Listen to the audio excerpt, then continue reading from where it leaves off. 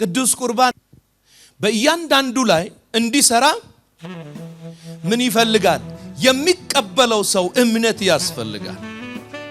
ካመንክ እግዚአብሔር ድንቅ ነገር መስራት ይችላል። ኢየሱስ የሚፈውሳቸውን ሰዎች ሲፈውስ የሚናገረው ቃል ደስ ይለኛል። እነሆ ሂድ እምነትህ አድነዋል። ካመንክ ዛሬ እኔ በቅዱስ ቁርባን ድንቅ ምልክቶች አይቼ መመስከር እችላለሁ። የተዘጉ ማህፀኖች ሲከፈቱ አይቼ ክብር ለእሱ ይሁን።